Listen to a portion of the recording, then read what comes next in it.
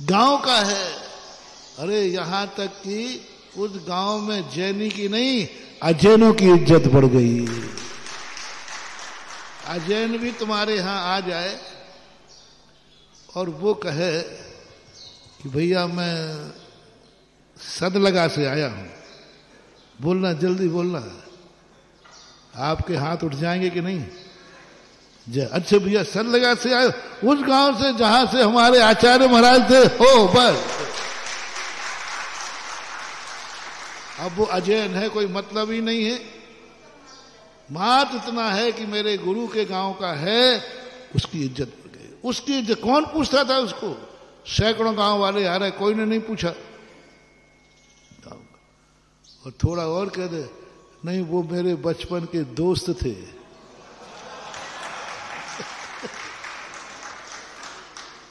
हम दोनों एक साथ क्लास में, अरे फिर तो आप उसको घर ले जाके रहिए, घर चल तू जीवने के लिए। हाँ, तो तुम्हारे लिए फिर वहां जाकर के तुम और इज्जत बढ़ जाएगी। अच्छा आपके महाराज के साथ आप पढ़े हो? हाँ साहब पढ़ा। बोलो कितनी इज्जत उसकी बन गई। जितनी जितनी निकटता तुम बताते जाओगे, सामने वाले की इज्जत तुम्हारे कारण बढ़ेगी। और जिसने तुम्हारे ऊपर उपकार किया है और तुम्हारे कारण यदि उसकी इज्जत बढ़ गई, इसी का नाम है उच्च कुल में जन्म तुम्हें मिल जाएगा। माँ बाप को सम्मान दिलाया, उच्च माँ बाप मिलेंगे, उच्च कुल मिलेगा। क्षेत्र का बढ़ाया, उच्च क्षेत्र मिलेगा। जो संसार में सबसे ऊंचा क्षेत्र है वो मिलेगा। विधेय क्षेत्र, विधेय क्षेत्र सब चीज में लगा दे। बस मोटिवेशन, जिन जिन ने हमारी जिंदगी में कुछ किया है, हम उनके लिए भी कुछ करेंगे। तरीका कोई भी हो सकता है। तरीका, धन ने तुम्हारे ऊपर उपकार किया है कि नहीं? ये बताओ, धन ने उपकार किया है कि नहीं? पैसा ना,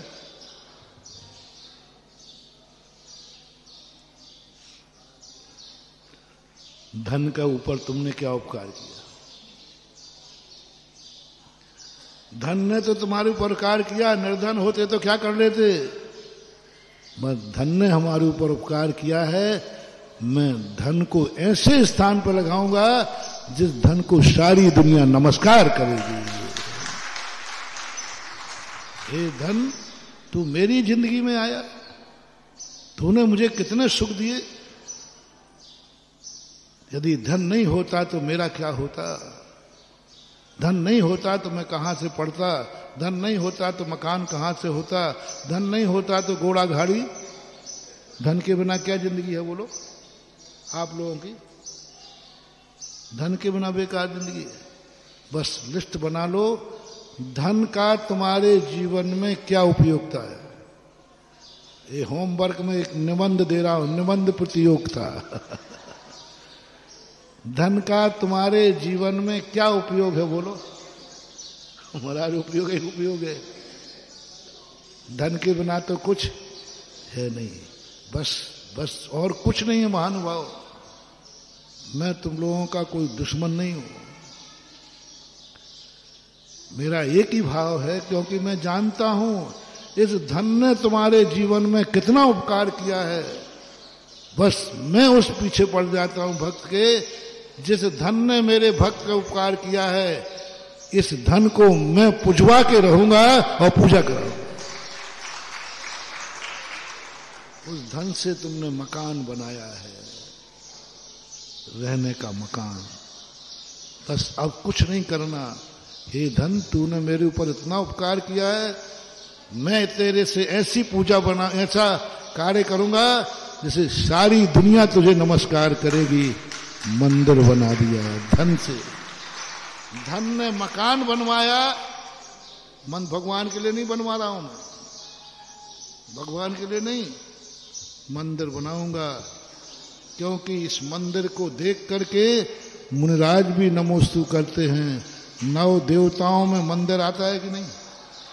जिन धर्म जिन आगम जिन चैत जिन चैत्यालय।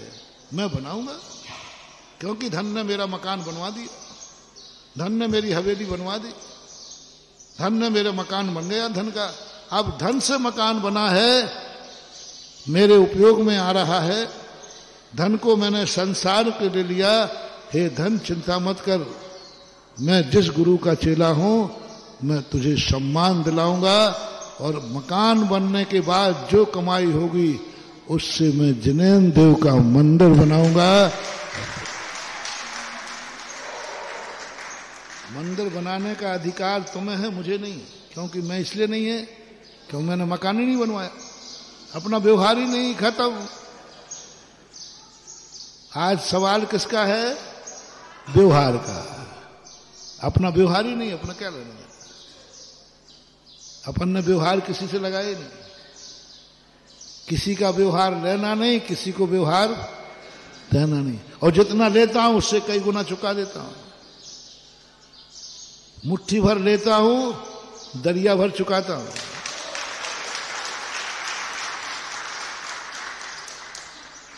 एक बार व्यक्ति ने कहा, महाराज जी आप दोनों हाथ से आशीर्वाद दे देते हो, सबको बड़ी खुशी होती है, हमें तो एक हाथ, मेरी खोपड़ी बहुत तेज है इसमें। मैंने कहा जब दोनों हाथ से खाता हूं इनका तो दोनों हाथ से लुटाता हूं इनको। बताओ भैया, तुम आहार देते हो मुझे तो मैं दोनों ही हाथ से लेता हूं कि नहीं? तो व्यवहार चुकाना तो ही, दोनों हाथ से लिया है तो दोनों हाथ से दे देता हूं, व्यवहार नक्की हो जाता है। चुक गया व्यवहार, चुक गया व्यवहार। ऋण लेकर के तो नहीं मरूंगा, मैं साधु हूं तो भी नहीं मरूंगा। श्रावक ने जो जो उपकार किए उसके कारण कई गुना मैं उसको उपकार चुकाता हूं। साधु श्रावक से मुट्ठी भर लेता है और दरिया भर लौटाता है।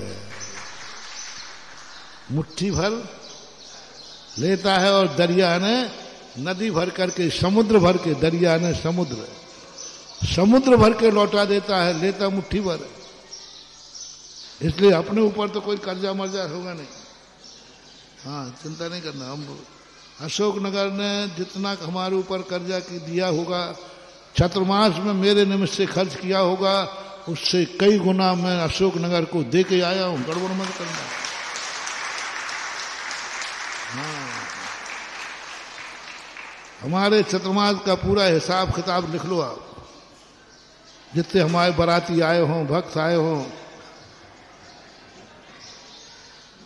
महाराज के चौकों में खिलाने में, महाराज के भक्तों को खिलाने में, पंडाल लगाने में, जो जो महाराज के लिए तुमने खर्च किया हो, यदि महाराज नहीं आते तो ये खर्च नहीं होता। महाराज नहीं आते तो ये खर्च, हिसाब दे दो मुझे। महाराज नहीं आते तो ये खर्च नहीं होता, हिसाब दे दो, मैं बना के दूंगा। महाराज नहीं आते तो अशोकनगर में क्या क्या नहीं होता वो हिसाब में देता हूं। लाओ, आपका हिसाब दो, हिसाब लो, हिसाब दे दो, हिसाब ले लो। सीधा व्यवहार की बात। आज तो व्यवहार का मजा आ रहा है। बस ये व्यवहार दो। चतुर्मास नहीं होता तो कितना खर्च बच जाता तुम्हारा, लगा लो, पूछ लो, चतुर्मास समिति से पूछ लो। अशोकनगर वालों का पैसा कितना बच जाता चतुर्मास नहीं होता तो। अब मैं बताता हूं, चतुर्मास नहीं होता तो सुभाषगंज का मंदिर बन जाता। मैं हिसाब बराबर रखता हूं, क्या पता किसी दिन पूछ लिया इन्होंने तो और कितने काम हुए भैया बताओ, कितने काम हुए। थूबंजी क्षेत्र तुम्हारे लिए कि हमारे लिए? देख लो कितना बड़ा काम हुआ।